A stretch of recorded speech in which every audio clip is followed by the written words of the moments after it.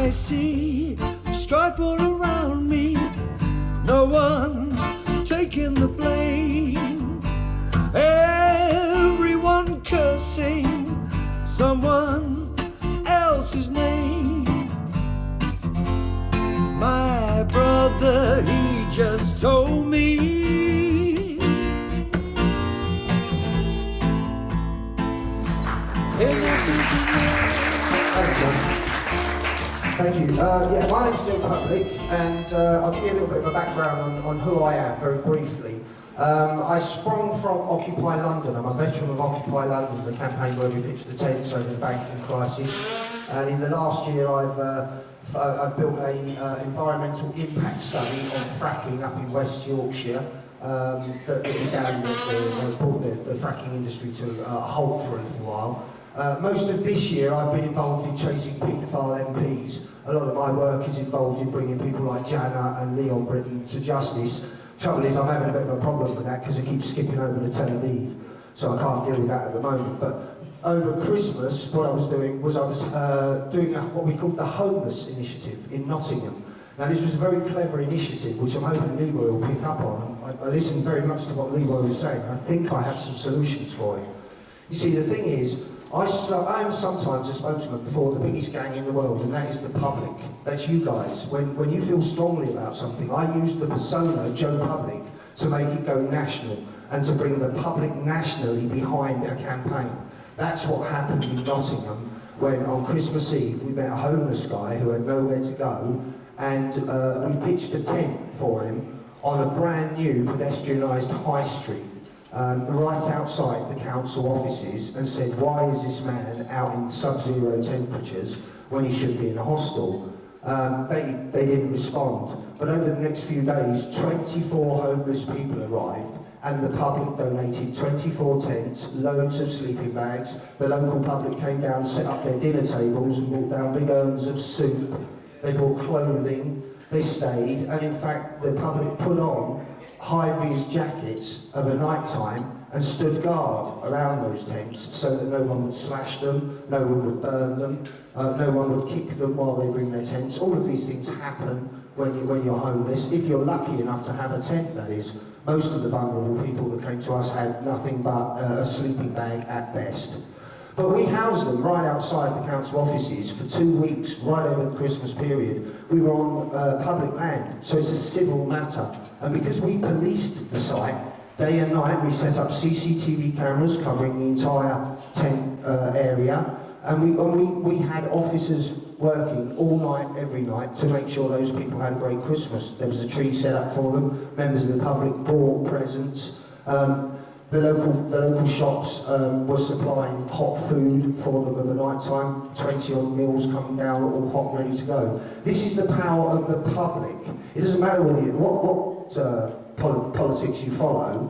As a gang called the public, British public, you have a chance to impose your will on what you want done. And as Torquay's main contingent, you are now key players, and you all have a role to play. You all have skill sets that others don't. And working together, you can make things happen, as we did in Nottingham. So I'm hoping to come down in a couple of weeks and do something with Leroy to highlight nationally the disgrace that is the fact that the police are stealing tents and provisions and sleeping bags. So that's what I intend to do with regard to the homeless issue. Now I could go on about every one of the issues that you've raised, as I say, with the fracking, with the banking crisis. All of those issues you can address as a collective known as the public. You just get together now as a core, swap your emails, network while you're here. Find out what skill sets others have. Tell people what your skill sets are. If you're good at freedom of information requests, make that known. So when the collective public of Torquay want a freedom of information request done, they give it to the right person knowing that it's going to get done. If you approach with this kind of mindset, you can take on the councils and you can win. Because in Nottingham, we shamed the council. At the end of those 2 weeks, at the start of those 2 weeks, the council said that there were no homeless. They had 18-bed hostel, and that was fine. So we put the other 24 right outside their council offices. First they said they're not homeless, we proved they were homeless. Then they said they weren't from Nottingham, we proved they were from Nottingham. Eventually, they housed every one of those, and they're all in housing today, and some of them now have jobs thanks to the public. And we can do that here. That's all I have to say, thank you. I've been involved in the claimant unions movement for years, self-help stuff of ordinary people. Somebody said earlier about how older people are not directly impacted by the austerity programme, because I'm one of them, I'm 66, and yes, my pension's gone up, and I've just kept ahead, and I got a bus pass when I was 60, now it's 63 I think, it's part of the cuts.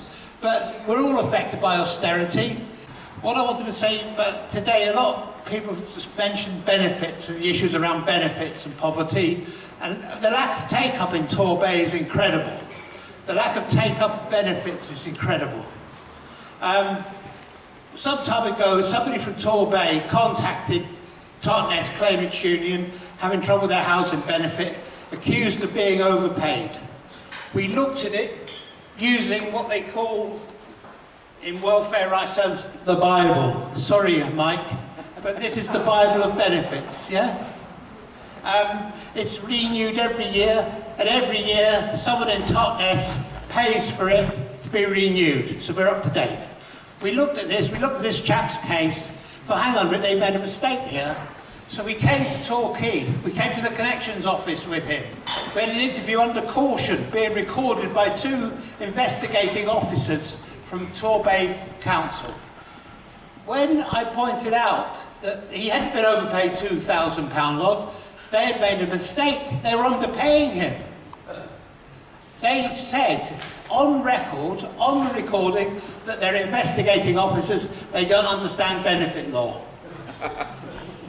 Now, we concluded it must be because they've made their experienced people redundant, and now they've had to recruit people, they're understaffed. Now, the people involved in this miscarriage of justice, almost miscarriage of justice, by the way, they ended up writing apologising to him and paying him some money. Having accused him, threatening him with prosecution, a sanction, a penalty. It was 3 investigating officers who completely misunderstood the law relating to housing benefit they were meant to be enforcing. They didn't know what the bloody hell they were talking about. If this chap had been on his own, he'd have got a criminal record. He didn't understand a word of it. He's got a master's degree. So I'm just saying, there are injustices going on within the system that there already, and the lack of take-up is outrageous. Now, with this case, we wrote to the manager of Torbay's Citizens Advice Bureau to alert them to this mistake that the council were making in the processing of these claims. He never replied. He was obviously not interested. How many other people in Torbay are being underpaid housing benefit? You talk about bedroom tax, yeah, that's a big issue. There are ways around it, legally, but how many people in Torbay are not getting the full benefit they're entitled to because of maladministration? That's another issue, which brings me on to what we can do about it. I think to build a groundswell of opposition to austerity, it's not a bad idea to root ourselves in the communities, like Syriza did in Greece. Unfortunately, like Golden Dawn have done in Greece, the fascists, and Podemos in Spain, and Sinn Féin in Ireland. They do advice stuff in the communities. They become the focal point of people where to go to get support, help, and backing using the Bible. Now, what's happening shortly is on the 9th of March, it's a day of action against benefit sanctions. The vast majority of people having to use food banks, apart from comfortable people with a conscience who want to be made to feel better, which I think the food banks are for, partly, to make them feel better, but the people going to food banks, the majority are victims of sanctions and benefit delays. There's a day of action against benefit sanctions outside the job centres across the whole country. And it's being organised by Unite the Union, because we spoke today about how unions... Look, I've got a whole load of application forms for Unite the Union Community Branch. That's 50p a week for unemployed people, retired people. There are some on the stall at the back there, the Socialist Party stall. I've got a load here. So that's March the 9th. If people look on the internet, on the Unite the Union community thing, look for the Day of Action Against Benefit Sanctions. I noticed that none of the boards up there had benefits on them, specific. But, you know, it wouldn't be a bad idea if a group of people wanted to get together. We tried this before. People may remember the Art House in Market Street. It was a squat, just on the right as you go up Market Street, a couple of years ago. The young people there, and I mean they were young, definitely, I think me and Jack Critchlow were the two, you know, we were the old fogies. But they were dead keen on getting the benefits thing going. So they could become empowered in fighting back to get their rights with knowledge, using the law and with the backing of their comrades in the centre.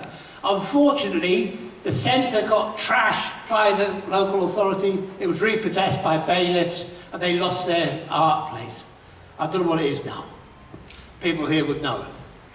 But what I'm saying is, Unite the Union community sector is a driving force behind a lot of the campaigns to defend welfare rights, which is the benefit system. Anybody wants to get involved, look it up or join the union. It's 50p a week.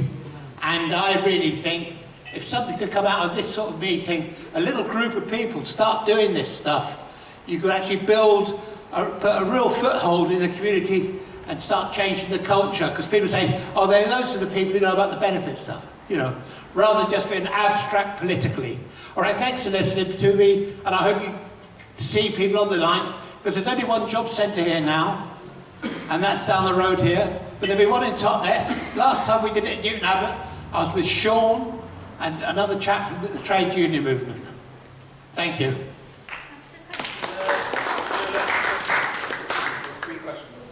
To answer the lady that personal names. Can I just say that I knew very well the young man that was implicated in and suffering very, very badly. He was almost having a breakdown. These 3 people were responsible for that, and I'm sorry. And I will say it, and I will name them myself.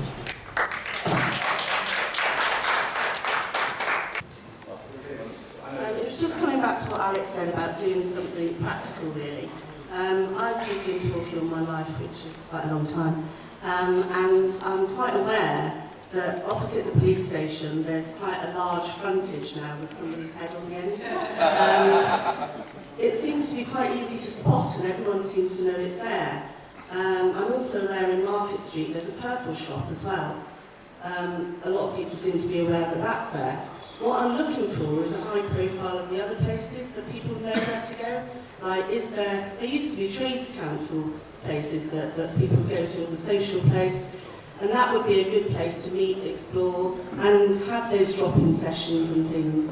So I think, is it possible that you could look at pop-up shops or something like that to have a place where you could have these advice centres and drop-ins, but to raise the profile of, you know, this is a community space. This isn't just for one party, another party, or one union, another union. It is about coming together and fighting against these cuts and saying enough's enough.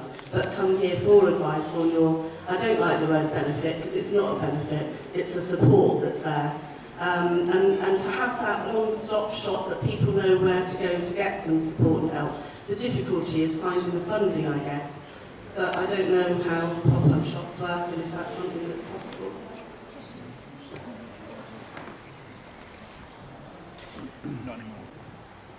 Afternoon, my name's John Hough, and my thinking is that maybe we can bring together what I call a community trust, and that is bringing together a prospectus for a community group that will actually purchase and renovate and build up assets in the community for the community. If we could put together, I'd have thought, a good prospectus in terms of them having maybe just a marginally better amount on their savings of 3 or 4%. And I'd like to see us maybe come together. I don't know whether any of you have got sort of legal background or accounting background, but again, we need to bring in some professionals into this sort of idea to put together a professional prospectus that would take on these things. So it's not an us and them, but it's a building up communities. There's some councils around England, Scotland, Wales, they take on the issue and they do build up assets for the community. They don't think that the council should sell off all its assets. They think that it should go all to the private sector and rely on the private sector. They build up the assets for the future of that community, to build it up for the libraries, for the education, for the care facilities. Now, in the short term, I don't believe we're going to get Torbay Council to change their attitudes. That's not going to happen. But what we can do is take the matter into our own hands. Thank you for your attention. Two things which do come out very clearly is housing and low wages. Now, for the housing business, it strikes me there's a myth about housing, and the myth is that we haven't got enough housing.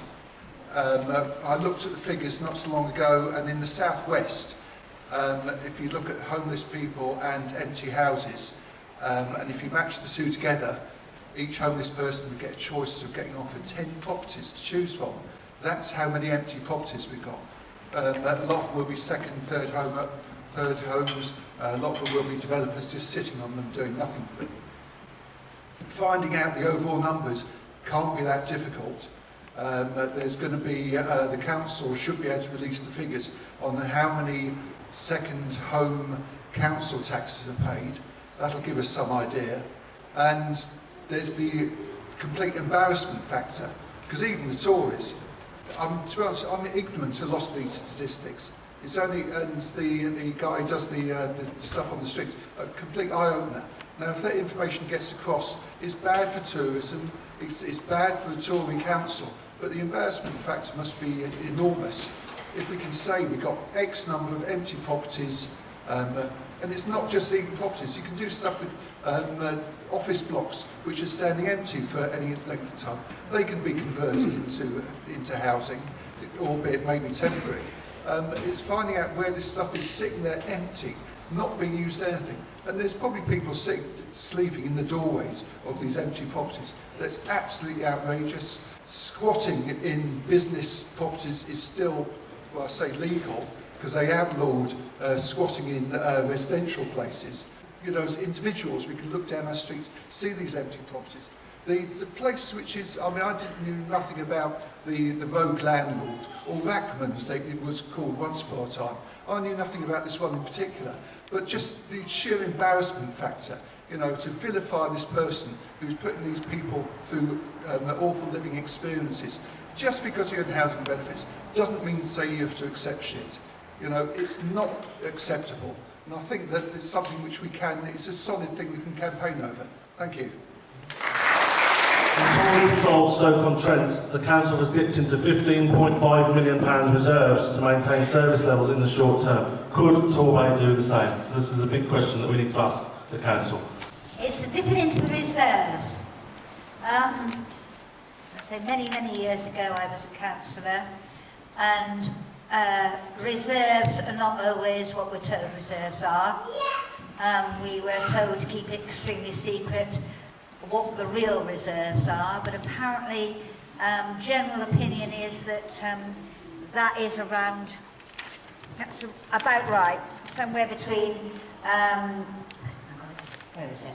15.5, oh no, that's Stoke-on-Trent. We've got about 17, is that right? About 17 million, yeah.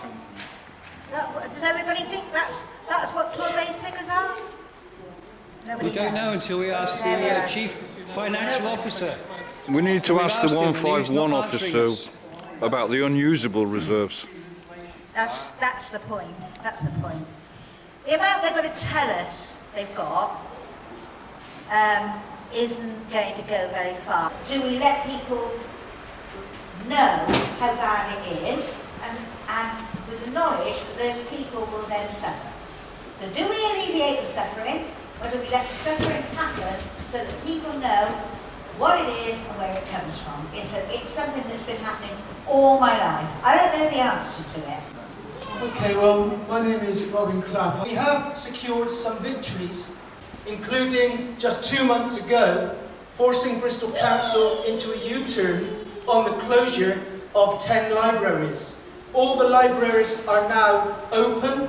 They have had their hours reduced, but we have pushed the mayor back from the position he had, which was Bristol had too many libraries, they weren't necessary in the 21st century, we should close them down.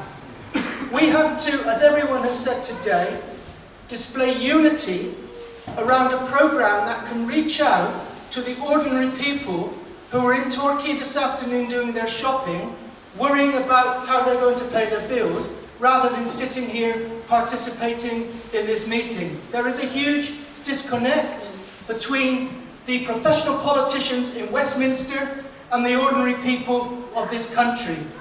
When I organised a meeting against the poll tax and was told that by so doing I was encouraging people to break the law. And I said, if you're giving me a choice between saying whether it's a question of breaking the law or breaking the poor, then I'm with the poor every time. And at that moment, I was so under the Freedom of Information Act, or even under the provision of being a councillor, you have a legal right to know what the reserves are.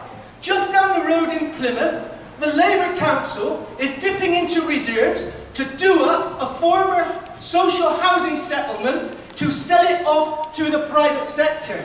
If they can use reserves for disgraceful things like that, they should be prepared to use reserves and use prudential borrowing across the country as part of a concerted campaign that has to be reflected across all spheres, in the housing campaigns, in the campaigns against benefit cuts. Well, it can't be business as usual because something has changed. But we don't have an unlimited amount of time. We know that in a mayoral system particularly, the mayor has a hugely undemocratic power over local authorities. But you know, friends, there is a moment in everyone's life when you have to draw a line in the sand and say, I am not prepared any longer to stay silent. I am not prepared to be compliant. I am going to stand up and talk about a sincere will to build a better world. At least it's put the debate out there. At least it's begun to create a new spirit of discussion in the country. We very much welcome the setting up of this group in Torbay. It's a fantastic advance. I've listened with shock, really, at some of the conditions that you've described today. Thank you for listening, and remember that we have to have unity, but that doesn't mean we can't have fraternal discussion and sometimes even differences. We grow out of that. Thank you very much.